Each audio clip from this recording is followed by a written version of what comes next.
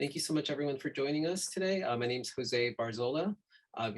Joining you on behalf of the Matsunaga Institute for Peace. Thank you all for joining us for the 35th Annual Peer Mediation Conference with a focus on exploring the peer mediator experience. The Peer Mediation Conference has been bringing together youth peer mediators ages 8 to 18-year-olds for over 30 years now.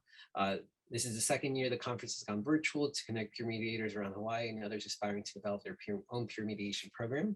The events have been free, open to everyone, so thank you so much for being here today. Before I go into today's program, thank you for joining us about the peer mediator experience as it relates to the issues of mental health, bullying, relationships. We will discuss the lessons learned from this year's private dialogue sessions with Hawaii high school students and by alumni peer mediators as well. This would not have been possible without the wonderful partnership of multiple communities kind of coming together, from 100th Infantry Battalion Club 100, Seeds of Peace, Conflict Resolution Alliance, Farrington High School, the Hawaii State Bar Association Alternative Dispute Resolution Section, Hawaii Tech Academy, Kailua High School, Hawaii Economic Opportunity, Kokahi Mediation Center, Mediation Works, Nonviolent Communication for the Next Generation, Peace Corps, Real Innovative Connections, the Mediation Center Pacific, the University Lab School, and the West Hawaii Mediation Center. And so thanks as well to the close-knit committee that has worked tirelessly throughout the year to make today's event a reality. But without further ado, I want to introduce our moderator for today. Katie Rani is a peace builder, facilitator, and conflict resolver who's currently working as a programs development director at the Mediation Center of the Pacific. She is responsible for conducting outreach, training, as well as program creation and management. Is an independent facilitator and communications consultant for the last 14 years. Katie has worked mostly with nonprofits and government agencies to create substantial plans to strengthen and advance their endeavors. She graduated summa cum laude from Santa Clara University and earned her master's in communication from the University of Hawaii at Manoa, as well as a graduate certificate in conflict resolution from right here at the Matsunaga Institute for Peace. She's interested in the development and practice of empathy, as well as how digital communication helps groups connect and organize, and hopes to apply it to her work at home and in Hawaii. And without further ado, I'm going to turn it over to Katie. Thank you so much, Katie, for leading today's dialogue. Thank you, Jose. Thank you so much for being really a linchpin in this entire experience and getting together not only the students, but this public-facing presentation that was kind of at the end of the experience from the peer mediators themselves. So for those of you who don't know, this is actually the end event. It's capping off the experience of the conference for the students, the peer mediators. They had 3 private facilitated discussions prior to this, covering topics that were important to them. The topics were arrived at through a survey of high school students as well. And during in that survey, we found that there were many issues of conflict that they were dealing with in their day-to-day life, and that they wanted to address and have this forum to discuss. Talking about things such as many of the, what we call sort of the isms and phobias, so racism, sexism, ageism, racism kind of peeking out and being mentioned over and over again, a lot of stress and overwhelm and communication skills, and really wanting to talk about that. And so we looked through all of the responses and got kind of the main 3. So in the first session, the students discussed mental health, and they were grappling, and each one of these sessions was facilitated by a peer mediator, by their fellow student, and organized with the assistance of a mentor. And so in that first session, when they were discussing mental health, students were talking about how they were grappling with the effects of isolation from the pandemic, expectations from their parents, from social media, and then really the importance of discussing mental health openly and without any sort of stigma. And really just kind of grappling with that going on right now, which I think many people, no matter what age they are, kind of are really able to relate with.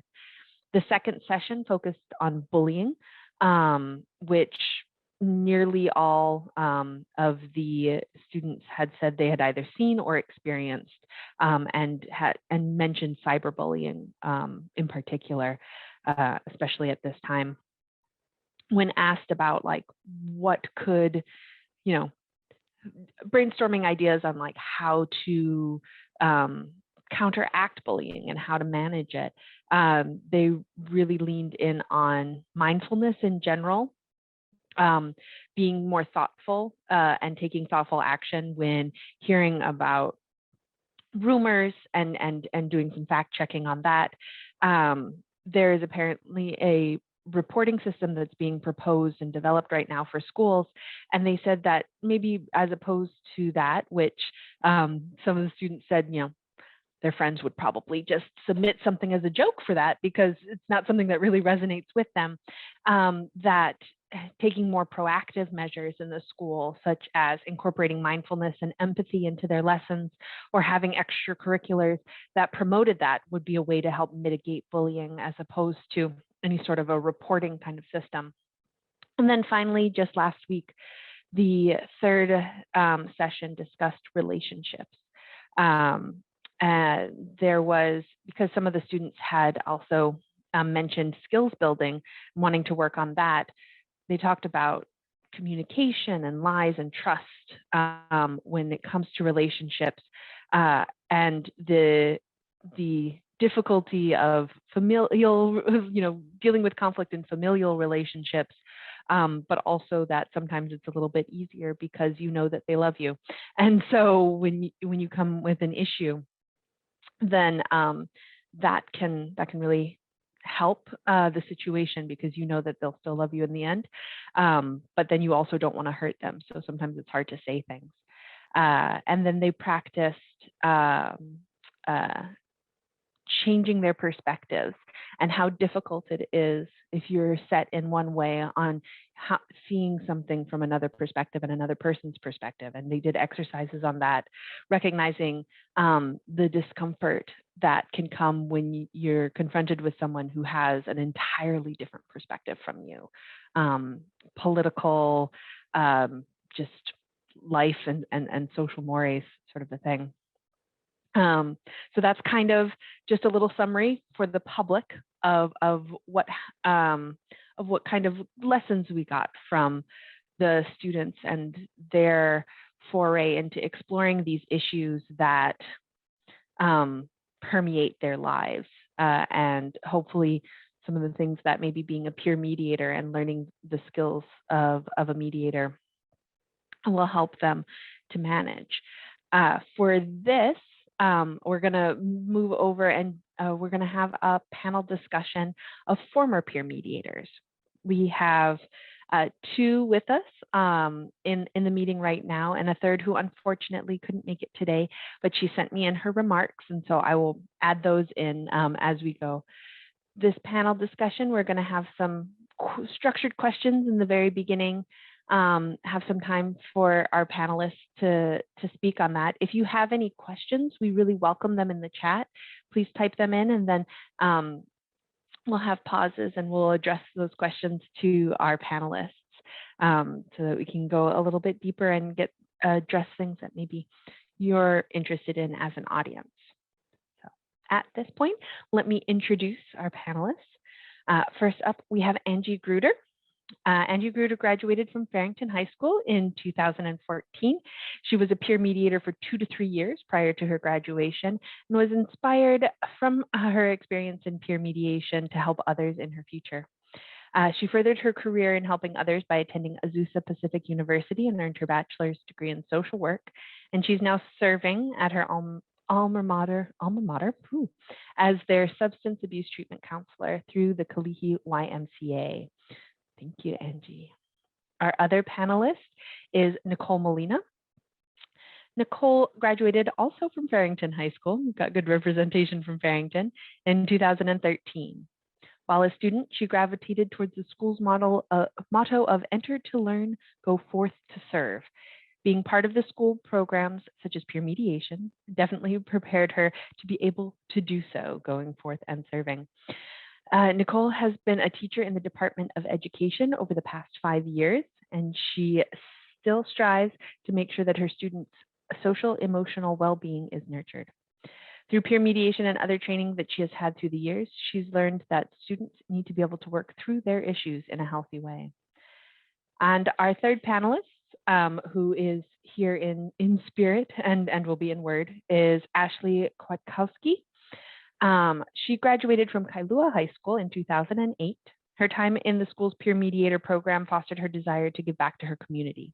She furthered her education with a bachelor's degree in psychology at the University of Hawaii, and then a master's degree in counseling psychology from Chaminade. Ashley has experience working as a part-time teacher, a tutor, a youth school-based substance abuse counselor, a skills trainer, and a domestic violence victim advocate. She found her passion as a school counselor and is currently in her 3rd year at Nanakuli High School. She dreams of continuing to nurture the growth of the social emotional well-being of youth throughout her career. So please welcome our panelists today. Lovely. Our wonderful silent applause. All right. So we're going to start off pretty easily with just I've got a little bit we covered a little bit of like when and where you were a peer mediator, but if you could go into that experience just a little bit more and say what has served you most from that experience of being a peer mediator. Angie, if you could go first. I was really hoping you would pick on Nicole. But hi, everyone. I'm Angie Gruder. I was a peer mediator at Farrington High School from the year 2012 to 2014 with Miss Allison and Miss Gwen. Hi, Miss Gwen. Hi, Tino. But there are I'm sorry. I know Tino as Longo, but hello, everyone. There are just so many things, I've learned from Miss Allison and Miss Gwen throughout my time in the program. So it's very hard to pick one. But if I were to choose one specific thing that has served me most throughout my time in the program is probably the ability and the skills to handle people. Because I know as a peer mediator, I just remember, having the opportunity to help my fellow peers, right, the fellow students at Farrington High School to resolve certain issues or problems. And mind you, it's Farrington, so there was a lot of issues there that they were just facing, with each other. And through the countless opportunities, I had in helping my fellow peers, I was able to utilize those same skills in helping my peers at Farrington High School in college as a resident advisor and a vice president of the Pacific Islander organization on campus as well. And I know for me, I just will never forget, the picture Miss Allison and Miss Gwen had up in their room. And I believe it's still there, but it was a picture of an Indian man and a man going into a cave, right? And the thing about this picture, it was just one picture, but there were 2 different perspectives perceived in one picture. And I remember, reminding myself, or I just remember thinking to myself, or throughout peer mediation, that, there's just different perspectives. And everything is actually a matter of perspective. And so I definitely strived, to listen, to everyone's perspective and to help people understand each other's perspective. And I think that that's where, most conflict occurs, is just the matter of thinking your perspective is the right perspective, and also the lack of being able to communicate your perspective efficiently. Because there are times in college I would deal with roommate conflict that I had to resolve, then conflict between the leaders of the Pacific Islander organization. And even now, as a substance abuse treatment counselor, I just help people, fine tune or refine their perspective on their situation and on life, and I'm just so grateful for the skills I developed during peer mediation that truly helped me resolve all those issues. But those skills truly started to be developed during my time in the peer mediation program at Farrington High School. But yeah. Wonderful. That's great. Nicole. That was awesome, first of all. And it's really nice to see so many Farrington alumni on here, and also Miss Gwen. Hey, Miss Gwen. Hi, friends over there too. But yeah, peer mediation just helped me in all ways, not just like in my professional life, but at home too.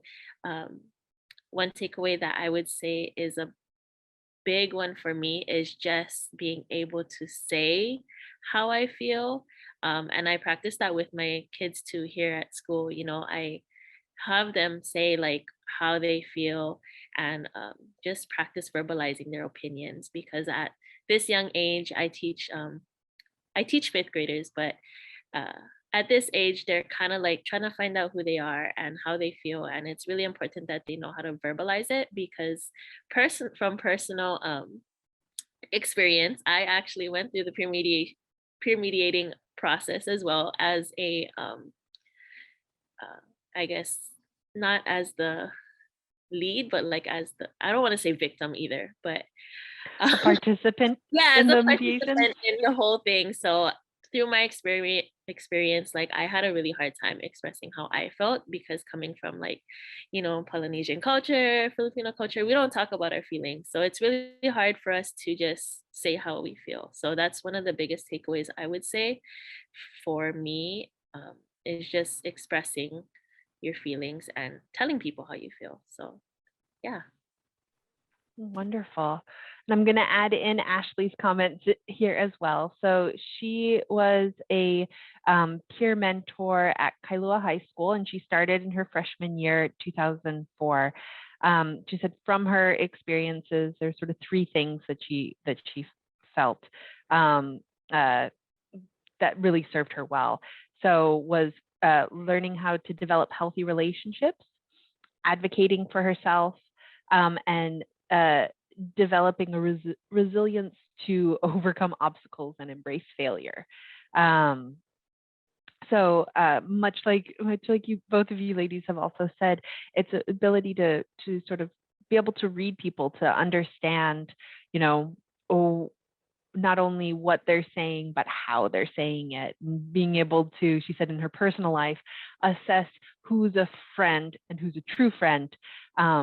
And being able to, stand up for her boundaries and really establish good boundaries, and being able to communicate those, and develop that respect for herself, that those boundaries are right and something for her to be able to say. And she mentions also, apparently as part of her peer mentoring club, they went to Camp Mokuleia, and did the high ropes course there. So she was quite literally learning to overcome obstacles within her club, and that there are always going to be challenges in life. Sometimes they're scary, sometimes there's failure, but persistence and continuing forward is something that she learned well. And I think that kind of from all three of you, yeah, that idea of not only being able to recognize people with different perspectives and being able to see that what they see is different, but also still maintaining your own perspective in there, and being able to communicate not only your ideas about something, but also the feelings behind it. That's great. Wonderful skills for both professional and personal life. We're going to get a little bit deeper now, and these questions come from the notes of the three sessions. There were Jamboards for each of the sessions, and so coming from that, the students mentioned some of the challenges that they faced when they were navigating an online world. And especially with the past 2 years and almost everything, I mean, this presentation itself and the Peer Mediation Conference, everything has been going online. But even before that and beyond that, there's that online world of Facebook and social media and message boards and all of that. And there seems to be, or there's a sort of feeling that there's no real established rules. There's no social norms of politeness and mutual consideration that we might see, and a lack of consequences for a lot of actions with the way that people are interacting with each other. And so 2 of the big skills in peer mediation is active listening and the development of empathy. And so how would you, as former peer mediators and current servers of the next generation, basically, how do you feel these types of skills can be translated into an online environment? Give you a second, and then Nicole, it looks like you're ready to jump in there. So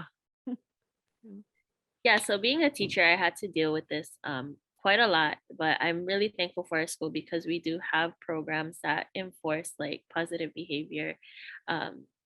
We do a lot of choose love, and I'm not too sure if you guys know what that is, but it really allows the students to understand what empathy is.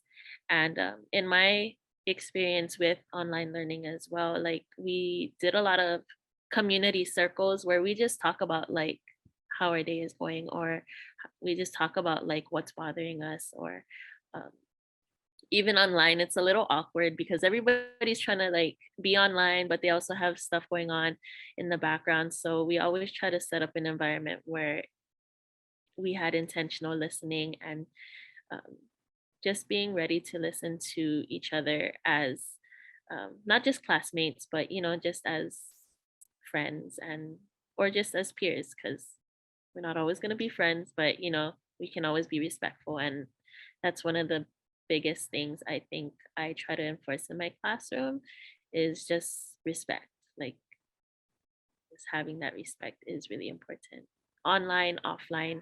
And I told my students as well, if you can't say it to somebody's face, don't say it online. Yeah. For those who don't know, can you explain a little bit about that choose love?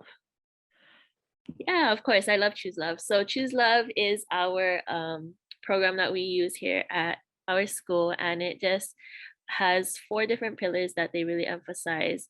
It's compassion, courage. Sorry, I'm reading my poster over there. Compassion, courage, forgiveness, and I'm forgetting one more. Gratitude. Sorry.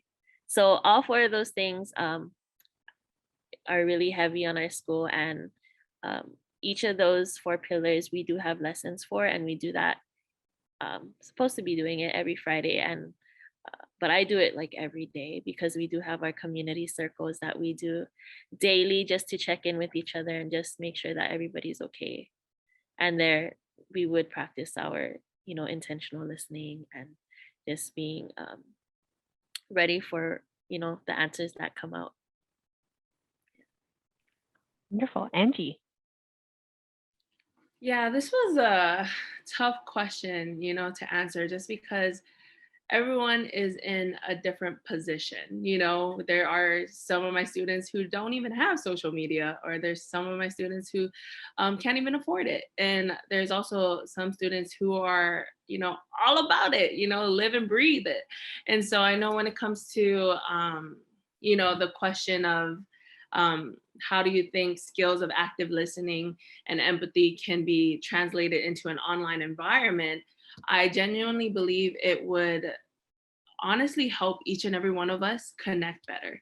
Because I feel like, of course, the online environment, just like this platform today, we're communicating right with each other over a screen. And it's so different than it would have been if we were all in person. You could feel what the other person is feeling. So empathy is a lot easier.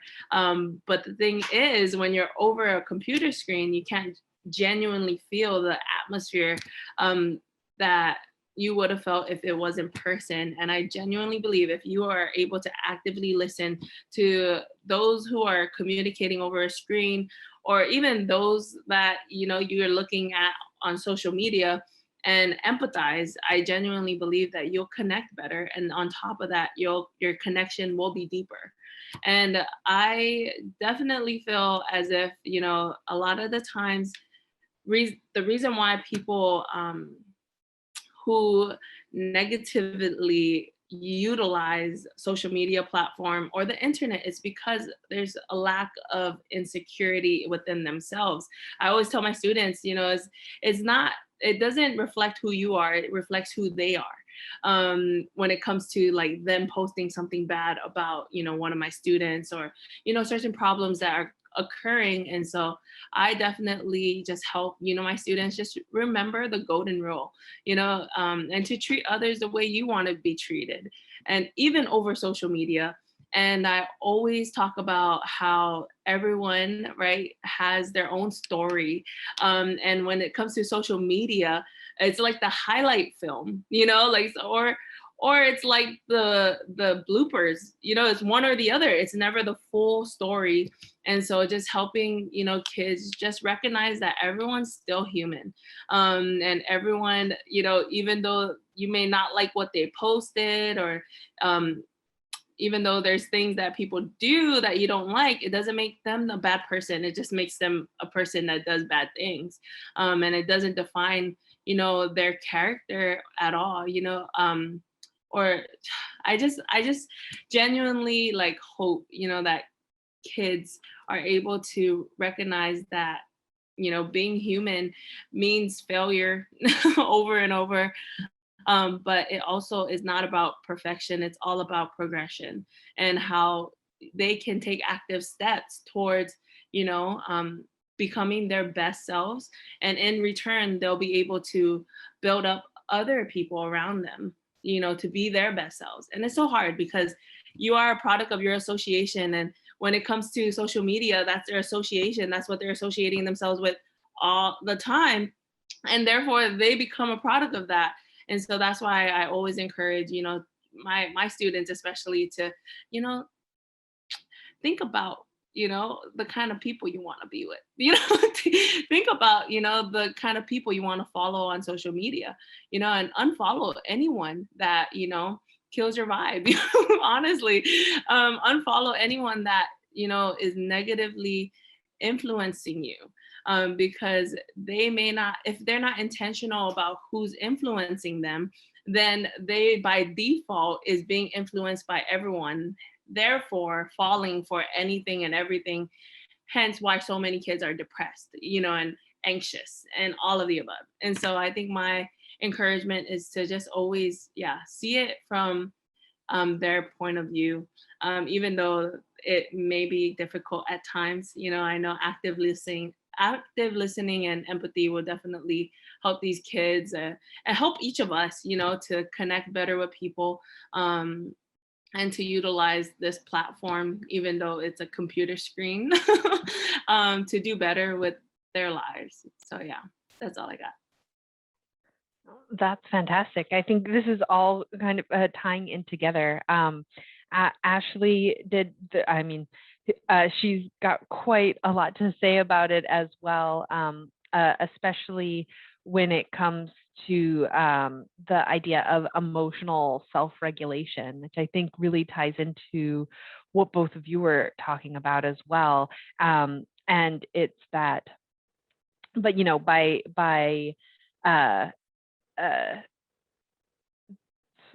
sort of not necessarily like going along with the don't feed the trolls kind of a thing, but kind of that, where it's these sometimes what people say, and if they say it directly to you, or about and around in your circles on these apps, that they are really looking for a response. They're looking to trigger something. One of the images that came up in the session was the picture of an iceberg where anger is at the top above the water, and there are all of these other feelings. behind it, so that by cultivating that empathy, by cultivating that listening of like of being able to discern what's behind that, and then being able to regulate your own emotions, kind of coming from Ashley, right? So being able to regulate your own emotions and disconnect, not interact with somebody who's doing, trying to evoke this anger and this fear and hate, and connecting with people who really help to support you and who see your true value, and choosing those people to be around and choosing those people to listen to can really help to, it's almost like, and this is my own interpretation on it, it's almost like regular everyday interactions you have with people, right? When you're there and you're talking to someone, if they don't make you feel good about yourself when you hang out with them, but then it just gets not necessarily amplified but sharpened when it goes online, because it's not in person, it's not face to face, right? And so it's dealing with these things that are in high focus. It's that real sharp line of bullying comments, negative comments, or the facade, like you were saying, the highlight reel, the facade of everything in life is absolutely perfect. Why isn't your life perfect? That gets very sharpened. And so leaning into these things of empathy, leaning into this active listening, and then that emotional self-regulation, as Ashley mentioned, that can help to sort of navigate this world that adults are also having a hard time navigating, and navigating on what is right and proper and what is not, for this. Did any of you want to add anything more to that? Pretty good. Cool. All right. We're going to move on to another question that came up from the sessions. So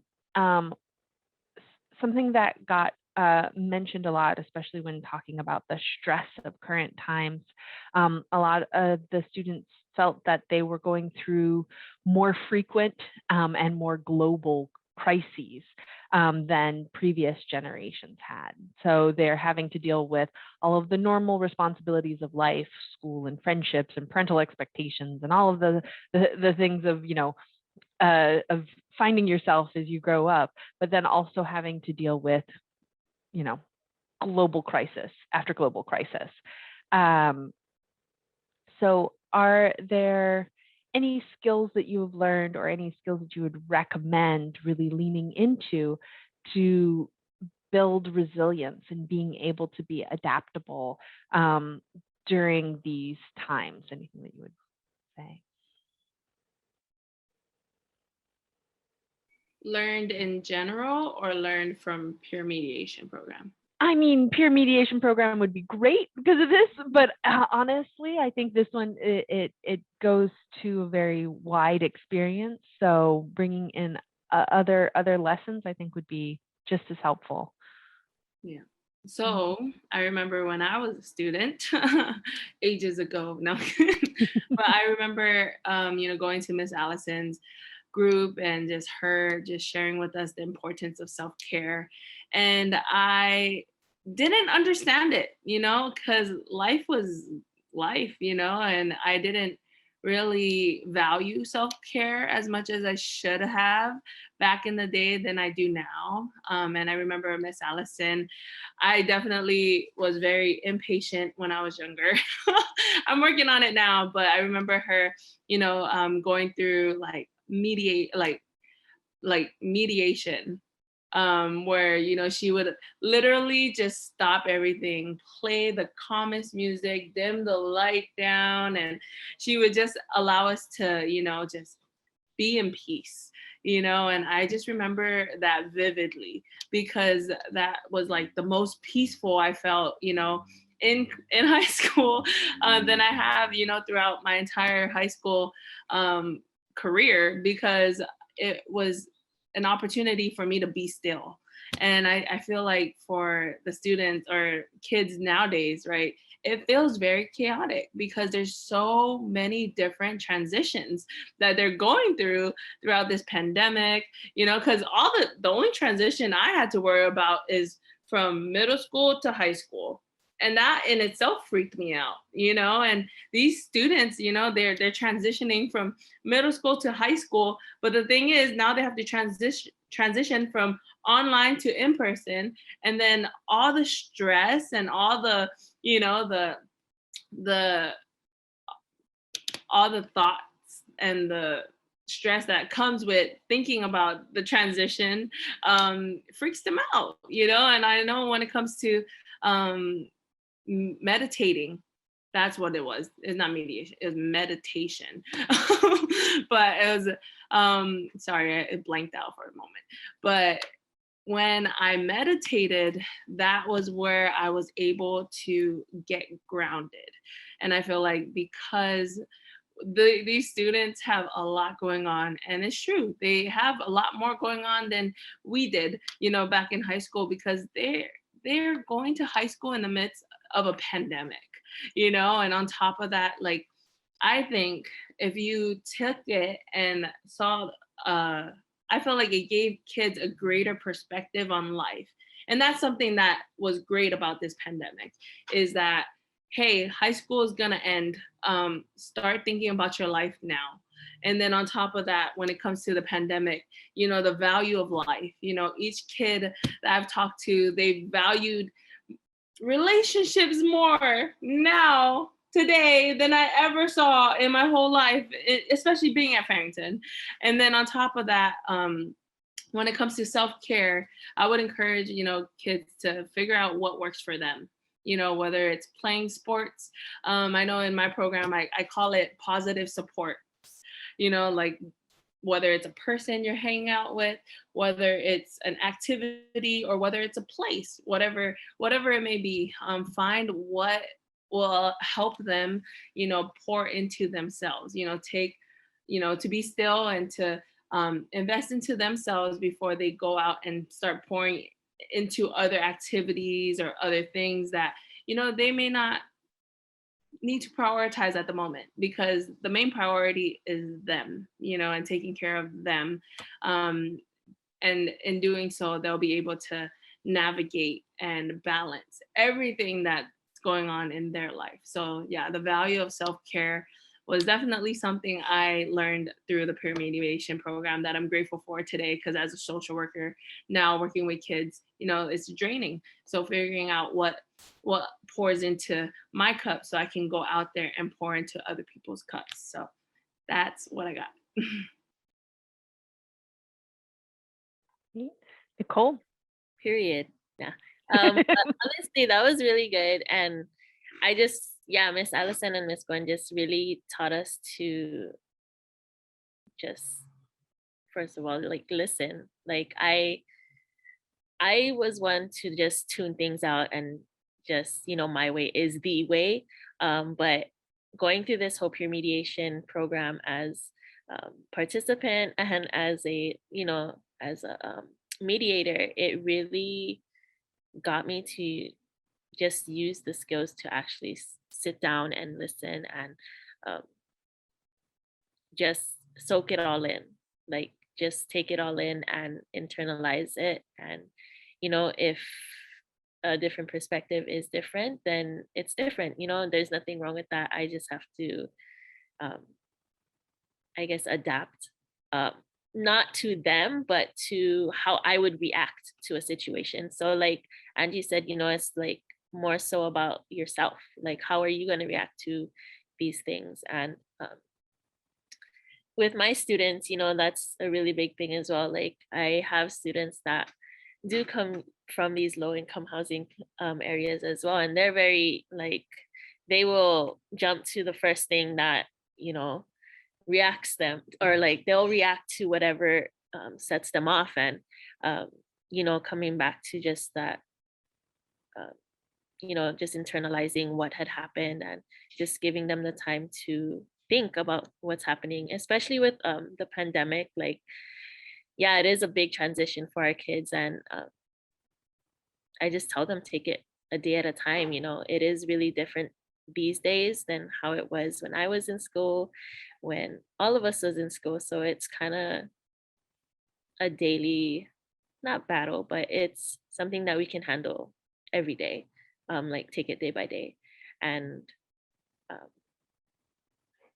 I guess it's, for me, like Angie said, like it also helped me refocus my entire life, like what is important to me. Um, and it's not about, you know, being happy. It's more about finding peace in everything, and, you know, not always having, I guess, that satisfaction, because not everything is gonna satisfy us, and just living with um, peace and being able to overcome those feelings are really important, I think, during these times. So being able to internalize what's happening and just being able to, I guess, adapt is really important.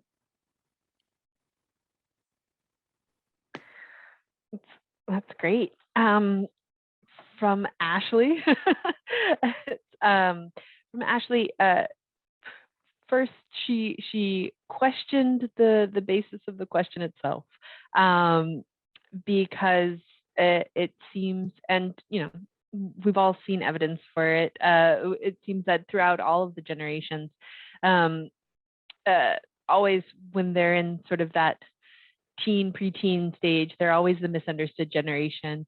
It was always the kids these days are always the misbehaving ones, and that you know, the world is always getting more degenerate and worse as it goes on.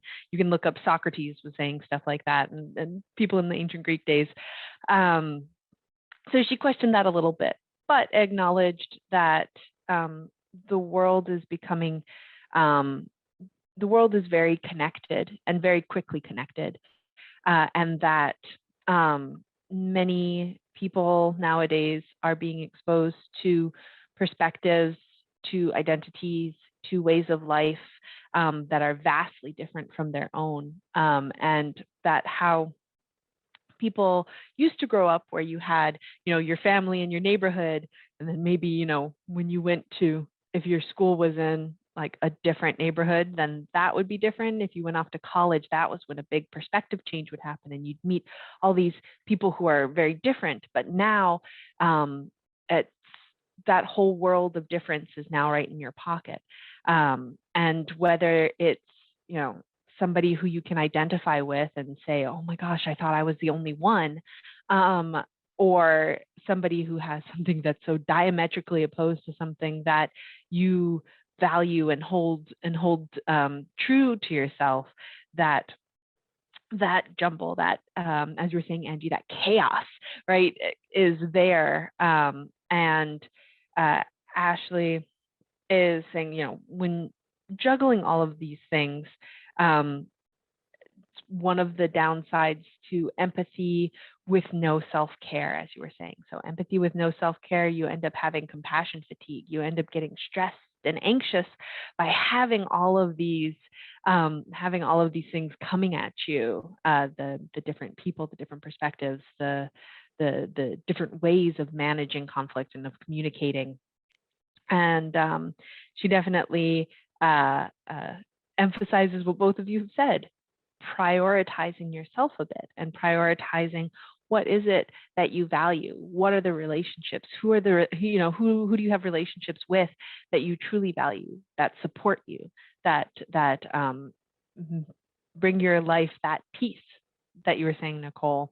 You know, not overabundance of just happiness, or like, you know, that those, the highs of emotions, but some that's very steady and that can help get you through some of the difficulties.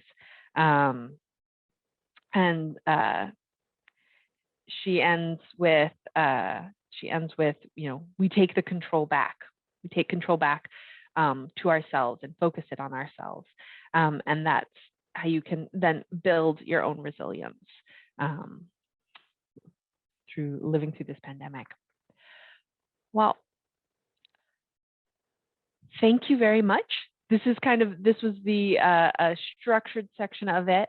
If anybody has any questions for our panelists, the two that are here, would love to hear them. You can either type it into the chat, or now that we've kind of gone through some of the questions that were really kind of bubbling up from the sessions, if you'd like to just ask anything right now about their experience as a peer mediator, about life afterwards, or anything else that's going on.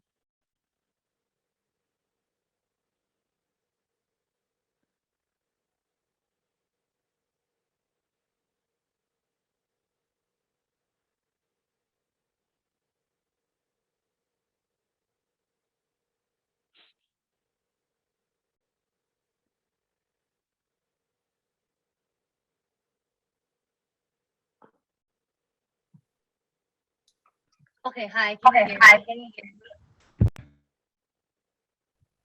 Oh, did we freeze? Nope, go ahead.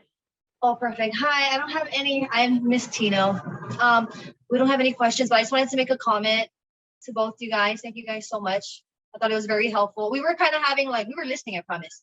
We were just having little discussions while you guys were talking, just, agreeing. I think when Miss Angie, when you talked about, seeing how they value relationships more, everything with self-care. Yeah, I think the advice, everything I said the whole time, I was like, Nicole, I was like, period, you know what I mean? Because I agree. And I think it's nice seeing from alumni, you know what I mean? People aren't too far from their age, especially being from this school. And, like you said, talking about all these real life things that we can relate to. So thank you guys so much. I'm so glad you both could be here. And like I said, just the wisdom. It was so nice to hear. And it's true because, like I said, I myself have experience. And I'm hoping that Ms. Gwen and I can give, them and all other mediators the same experience, that we were blessed with, to be in the position that we are in now. So yeah, I just wanted to thank you guys so much. And yeah, you guys are doing great. Thanks, Tino. Also, when you were talking about I think Angie, when you were talking about the poster, and I think both Miss Gwen pointed up towards the back. It's right there. Still see it, that one. That's great. So we do have a question in the chat, and are you folks seeing any peer mediation programs happening in your schools currently?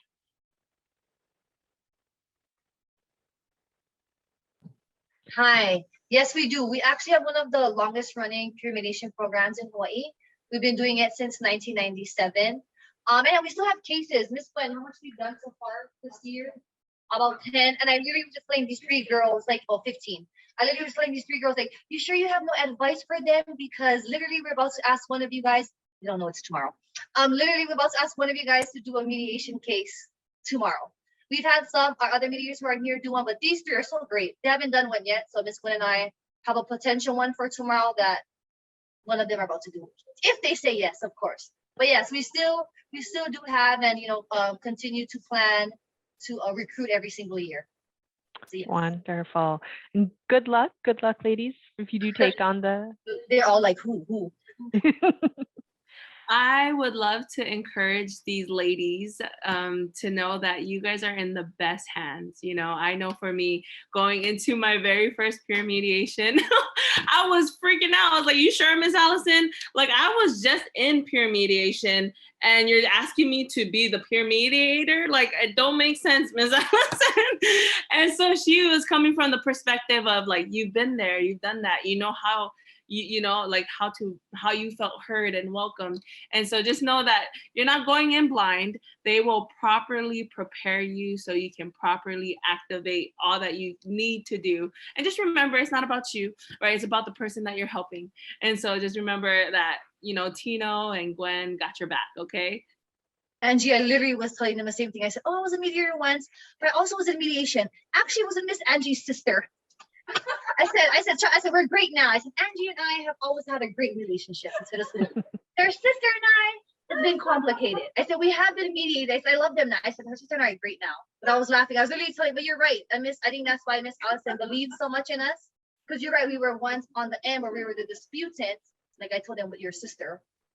And then now us coming back and being the mediator. But I was like, it all works out. And it shows that it works, you know what I mean? As time went on, you know what I mean? Virgie and I were both able to see that, hey, we were both just very strong, very independent, women that need our voices to be heard. And sometimes when you have two of it, yeah. But yeah, I thought that was funny that you said that. But thank you for that advice. And I think the question was also directed towards Angie and Nicole, the schools or where you're working now, or the schools that you're working with right now. Are you seeing any interest in peer mediation programs or any sort of burgeoning programs there? So at my school, we don't have like a structured peer mediating program, but we do have like an Aloha Club where students get to, welcome new students and just hang out with them and talk with them and like just see what's going on with each other. But not Miss Allison, Miss Gwen had reached out to me during the pandemic, and she was talking about if I could get my students involved with peer mediating. So that's something that I want to look into, because it does definitely help. Like both of them said, we've been on the receiving end of being a disputant. So going through the whole process definitely helps, knowing that it works. I am actually the substance abuse treatment counselor for Farrington High School, which is with Miss Gwen and Miss Tino. But I'm also at McKinley High School, and which is so crazy. It's all about the culture of the school. And I believe that Farrington has one of the longest lasting peer mediation programs because of the culture that runs in Farrington and the support they get from their admin and from the community. And so when it comes to McKinley High School, there's definitely a need there. There's just not the support, that they need for a peer mediation program to be coming into that school specifically. And also, I'm not the boss man or a woman, so I wouldn't be able to, have a say so in that. But yeah. Well, I will put this out, since this is going to be recorded and it is live streaming. If there is anybody who is interested in having a peer mediation program at their school, at their local school, and can, feels like they want to spearhead that and get together the support needed for it, there are a lot of resources on exactly how to do that, and what needs to kind of be in place to make sure that it gets to be successful and all of that. And I know that the current, not that I'm volunteering any of you, but I know that the current places with peer mediation programs are happy to provide advice from their experiences on it. Jose popped in. I think you want to add a little bit to that? Oh, no, you're good. Okay. And so, yeah, so if anybody is interested in introducing or possibly reintroducing peer mediation into your local school, please let us know. Do we have time for one more question? Can I get that? Jose, is that okay? Because I believe, John, I believe you had your hand up and you had a question.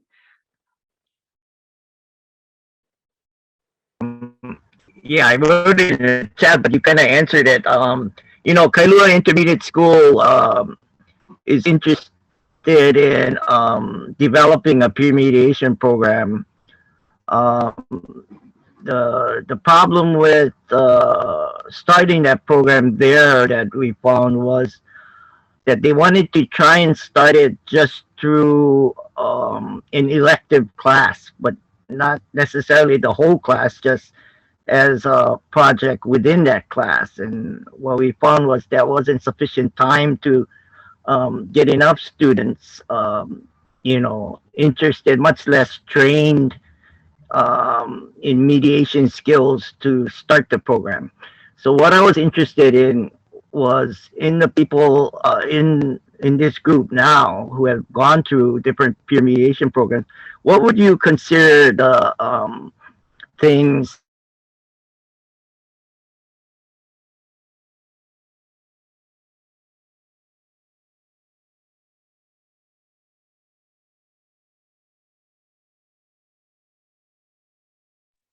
Oh, I think we lost John there for a little bit.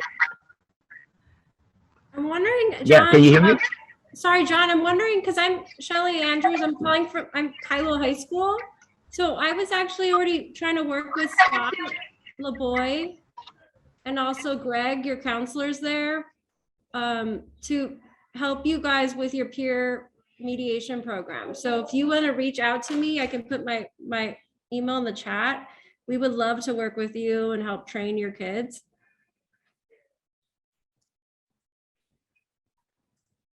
So wonderful, wonderful to make that connection. Yeah, thanks. I'll get in touch. Yes, please. We would love to do that. And we actually wrote a grant with Kailua Intermediate in mind, and you're part of that grant, and peer mediation is part of it. So what I was hoping was that I would have the grant money already together and we could do like a training at camp together at some point. But that's probably going to be in the fall. Because the funding still hasn't come through yet. But I know that there's a lot of kids from KIS at Kailua High, and we have peer education program, just like you guys have peer education program, and that's typically where we do the peer mediation training. But I was hoping we could do it at camp together, and then we could also bring that down to elementary schools as well. So that's all part of the grant. Okay, great. Thank you. Yeah, no worries. Love that you asked that question. I was like, yay, KIS. Fantastic. That's great. Yeah, the more peer mediation programs out there, I feel better at any level of school. So that's awesome. I kind of want to, what I think John's question was, I also would be interested in hearing the answer to, for sort of, what do you think, as people who have gone through mediation, gone through the peer mediation program, you know, what are some sort of things that you think are core, I guess, activities or experiences, things that were part of the program that really stood out to you as having gone through it? It would definitely be the opportunity to be a peer mediator, meaning you take real life scenarios like Tina was talking about, and coming into being that vessel to help, you know, your peers, like complete strangers, to solve their problems. And I feel like that in itself is literally the epitome of peer mediation, because that act in itself also helps me become a better human being. You know, it also helps me become a better listener. It helps me become a better communicator, and it helps me just become a better, you know, friend. And I feel like that's something that most kids aren't able to develop because they just wasn't given an example to. And so to be able to model a peer mediation and to be the peer mediator, I feel like it really gave me structure on how I can be a better communicator. And so I feel like, yeah, just those opportunities and group sessions with Miss Allison was always the best. You know, just learning different life lessons, and just her taking certain problems that we all face every single day and giving us a different perspective through the activities she ran for us was probably one of the most memorable moments for me in high school as well. And it really affected who I became and the decisions I've made after high school too. So, yeah. For me, I think it would be just being able to speak about my feelings, because when I was in the whole like peer mediation, like as a disputant, like I would just cut off everybody. Like, and the thing too about peer mediation is that they'll give you that time. They'll wait for you to voice your opinion, and I guess, like Angie said, like just given that opportunity to actually have a space where I can safely say how I felt and like not be ashamed of my feelings was really something that I needed, because I never got that. So it was life changing, I would say. Like it just changes your perspective on life and how things can positively be seen you know, and yeah, I was very like a wall. Like I just hated talking about my feelings and people hearing my feelings. So being able to be in a space that allowed those feelings to come out. And like Angie said too, like, you know, as a teacher, like I am the example for these kids. So being able to be the example for the kids also is just a really big privilege. And it's just like something so small can just be life changing. So shout out to the Farrington Peer Mediation Club because it was awesome. Yeah. Yeah. Fantastic. Hi. I think what I found helpful. It's good to hear these things too, because Gwen and I are always trying to figure out ways to make it more interactive. Because when we do train them, it's like literally all day. So we do have to prep them, like, guys, I'm so sorry. In the first, especially the first day, is there's just a lot of talking, like explaining what empathy is, how to listen with your eyes, your ears, and heart, you know, all those things. But I think what was helpful, and then I find the kids still having fun. I'm like, okay, cool. It's still a cool thing, and I'm not getting old, and it's not as cool. Is what is that called? Like the role play. I mean, of course, they're very shy in the beginning, but we do a lot of a lot of the role playings and the, you know, with having people play different roles where they're, you know what I mean? In this role, it's all females, but guess what? You guys are all males right now in this group, you know, having them just kind of understand and putting them in different places. I think it's funny because the scenario we use when kids go up and read and stuff, they're like, oh my God, miss, like, this is literally about my life. Like, how do you know? You know what I mean? But it's good when they say it out loud, because then I think their peers around them are like, oh, dang, I'm not alone. Like, it's not just my parents that does this, or it's not just me that feels this way about my sister or whatever. You know, so like hearing them, and Angie said, I think you hit it on the spot, is using like real life scenarios within the role play is what I found is when the kids engage more. Because like I said, a lot of it, you know, in the beginning is talking. You know, it is just needing their attention, which is hard. When we do, like I said, role playing, interacting, using real life situations that they can actually relate to, and pushing them out of their comfort zone, you know what I mean? And be like, hey, I know you're a dude, but guess what? In this scenario, it's all girls who are fighting about a boy. So put your best, you know, role play, your best acting skills on, and let's see it. You know what I mean? So they do know what it does feel like when, you know what I mean? I do have to do X, Y, Z. But yeah, definitely, like I said, the scenarios and real life, relatable things.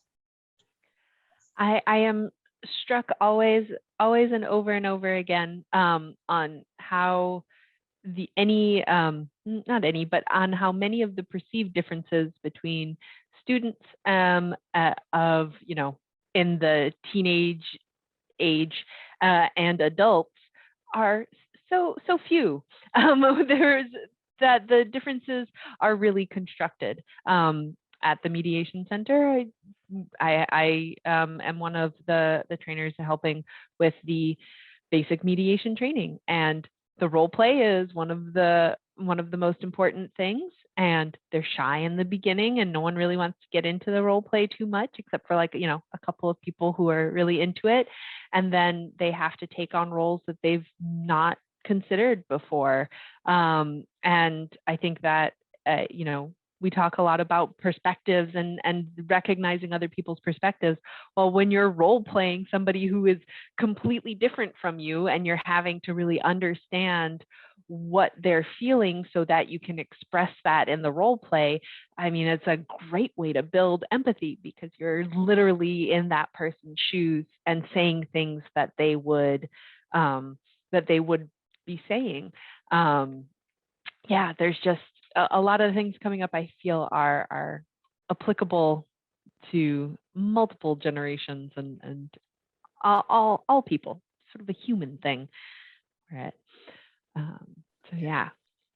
I was just gonna share, I'm over in Hawaii Island, but I've been off my camera because I'm literally like making scripts right now for my trainings tomorrow. And I was like highlighting stuff. But one of the things I like to do is, like, this is the script from Mean Girls, the musical. So like I just take a scene and I have them like role play as characters first from, like, you know, something they're familiar with and stuff. And then that way they can, like, because they get real into it. They're like, oh, I'm gonna play Damien. He's like the sassy guy, you know? And then when we go to do the role plays, they're kind of like a little more comfortable in like their like playing a role because they're already kind of warmed up in this like fake, totally like TV version of something. So tomorrow we're doing Mean Girls for our training. And it's helpful because it's like fake characters, but real situations, you know, and it's fun. Who doesn't love Mean Girls? Absolutely. It's something that you can relate to, but is slightly separate from yourself so that you can get into that comfort level of being able to express your own feelings when it turns into a real life situation, or being able to handle other people's emotions that are coming at you when you are a mediator and you're in those situations. I think that is kind of one of the skills that you were talking about previously on being able to assess and manage isn't a great word, but to manage people as they're confronting you with their emotions, and you're helping them to deal with it. Absolutely.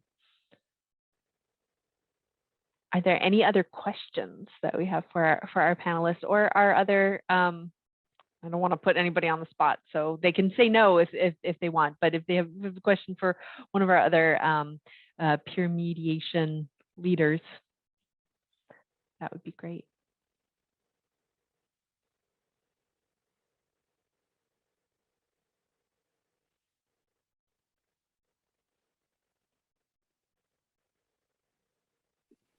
I had a question maybe for like Angie, because you do substance abuse counseling and stuff. Though one of the things we talked about during this conference was mental health, yeah, and just like how are you seeing students respond and like through COVID and coming back? And I mean, it's such a huge question, but just as you know, it's like your expertise, and as for me, anyways, I'm not like in a high school like maybe Shelly or Gwen guys, you know, they're out of school. You guys are engaged with the kids all the time.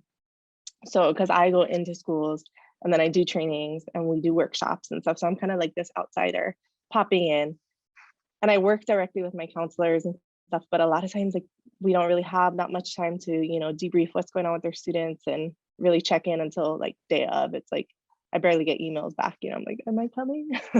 And so my question would be just, what are you seeing with the students in terms of like mental health and conflict, and as organization coming in as an educator, what would be like your best kind of just, I don't know if the word is recommendations, but you know, advice and stuff to, obviously we're always looking at perspectives, empathy and all those things, but just kind of, yeah, any like not on that. So I work with a lot of the kids that may not be suffering or going through any mental illnesses, but they are definitely going through a lot of substance abuse issues. But I know when it comes to mental health, though, that is something that I always address with my students, because a lot of the times they don't know why they're using or abusing drugs. You know, they do it because other people around them are doing it. And so, of course, when it comes to mental health, right, just helping them recognize like how they want to live their life, you know, and giving them, or not giving them a why, but, you know, helping them recognize, you know, their why, you know, their motivation in life. And I think when it comes to mental health, I truly believe that the main thing that ties into like how I meet with my kids and mental health would probably be, you know, just recognizing triggers, you know, and triggers are things that, you know, like on a gun, right? You pull the trigger and you shoot the gun. And so I help them recognize certain triggers in their life that may lead to having mental health issues like depression and all of the above, being suicidal. And I know when it comes to these triggers, right, it could be tangible, it could be feelings, it could be anything that they may be going through that triggers them into a depressed state, or triggers them into using or abusing alcohol or other drugs. So I think my recommendation would probably be to just help them, you know, figure out their triggers, because those triggers can be prevented. And I think because they don't recognize it as triggers, that's where you come in as, the outside person looking in to where you're able to help them recognize it and then avoid it, because that's truly what I do. It's just, okay, what's your triggers? How can we avoid that? What behavior can you replace, so you no longer need to be triggered into that state of being. And so that would be my greatest recommendation.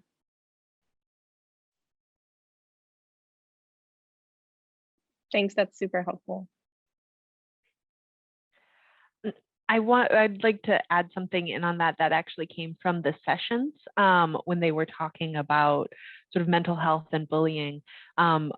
Several of the students mentioned that like physical aggression seemed to be increased after coming back into the schools from the shutdown and the pandemic, that there was something that they were kind of like moving around there that they weren't sure of why, but like the isolation and then having everybody back together in one school, in the classroom, there seemed to be a bit more of an escalation, more occurrences of physical conflict resolution instead of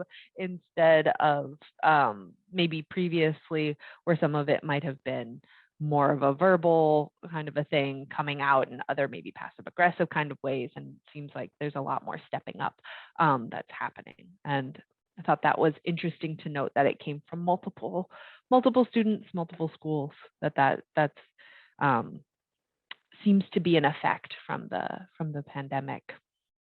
And I think dealing with emotions is a muscle. And so these kids have not been working that muscle throughout the pandemic because they were avoiding all kinds of social interactions. And so, of course, that's why there's so much more aggression, so much more blow-ups, because they were just not given an opportunity to work that muscle during the pandemic. And so I think that it's just our responsibility to just help them get stronger in that area of their life. Great.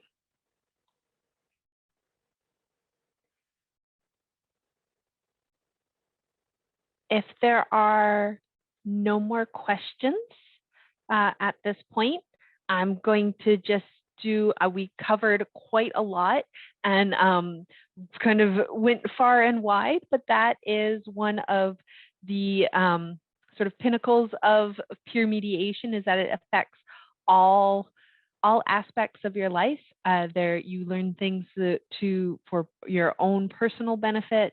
You learn things that help to strengthen your ability to make relationships. It gives you skills that apply in the workplace when you're dealing with coworkers, when you're dealing with your bosses. If you are a boss, having those skills of social, your own emotional self-regulation, your ability to express yourself and your feelings, all things that are just fundamentals for dealing with people, dealing with life, and dealing with yourself. And really, it seems, recognizing that there are different perspectives out there, and that different perspectives doesn't necessarily mean that somebody who has a different perspective from you is wrong and bad, and that you can also acknowledge that perspective without having to change yourself into that perspective, that you can maintain yourself while still understanding where people are coming from. All of these great, really fundamental skills that have brought these people to where they are today, and are hopefully serving the students who were part of these great discussions over this past month. And hopefully we'll be able to continue forward. I I love that there's a spark of some upcoming peer mediation programs in other schools, and that we're working together to do that, as well as continuing on a long tradition over at Farrington. Keep it up for that, keeping those programs going. So I'd like to thank all of you for joining us here on this final day of the 2022 Peer Mediation Online Conference, exploring the Peer Mediator experience. And I hope that you will continue to support in each of your own individual ways the expansion and strengthening of these skill sets in schools and for students as we move forward. Thank you so much for your time, and I hope you have a great rest of your Tuesday. Thank you. Let's give one last sort of silent round for our panelists. Thank you so much.